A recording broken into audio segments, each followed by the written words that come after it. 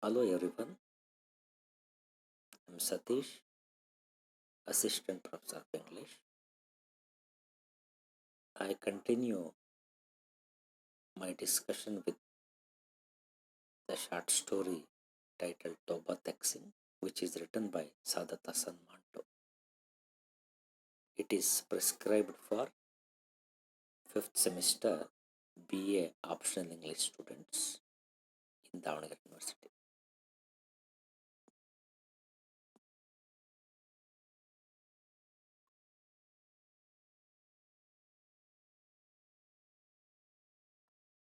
Toba Taksin is surely the most famous story about partition and possibly the best one.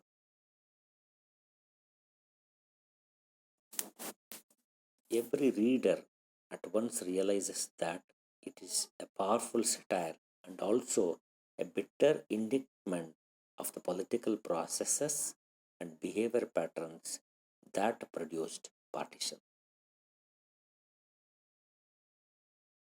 But the author's brilliant craftsmanship lies partly in the fact that there is not a single word in the story that tells us so.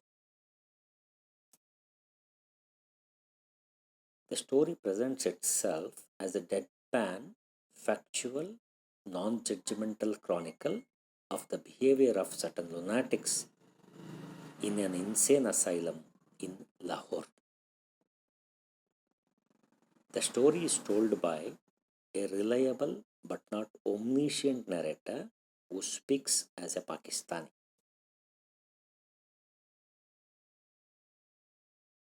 The narration is for the most part so straightforward that narrator's voice seems even naive.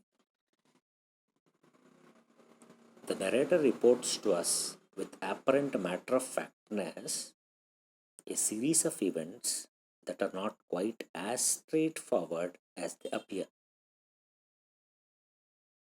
The time frame, for one thing, is oddly jogged. The first two paragraphs take us to the Vagabad itself, where the lunatics are described as having already arrived.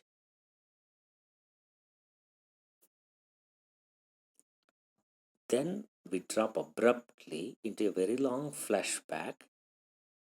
We return to an earlier time when the inmates in the Lahore asylum first learn of the proposed exchange. We follow their reactions and behavior until at the very end of the story, we once again arrive at the time and place of the first two paragraphs.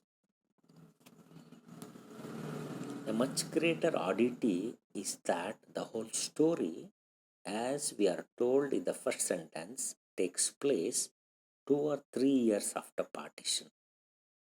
So it seems highly implausible that not only the lunatics but the people around them as well can't figure out where Toba Tek is. The district isn't even anywhere near the border. So after 2 or 3 years, there could hardly be any confusion. But it is a tribute to Manto's narrative skill that on the first reading, the question doesn't occur. We don't meet the main character until well into the story. When we have gone through an illustrative sequence of other lunatics, the narrator reports that everyone calls the main character Toba Tek but the narrator himself always refers to him by his full name, Bishan Singh. Does he do this pointedly as a sign of respect and to differentiate himself from the rest? And when he seeks to interpret Bishan Singh's outbursts,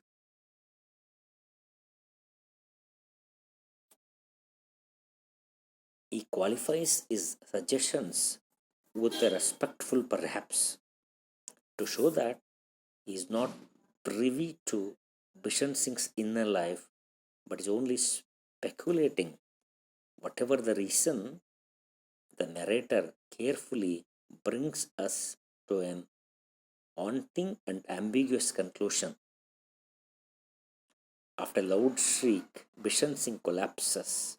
The narrator locates him in no man's land between the two new nations' barbed wire borders. But if Toba Tek Singh is there, then in what sense and in whose eyes? Is Bishan Singh sane or mad? Thus, the author allows us to invent our own ending.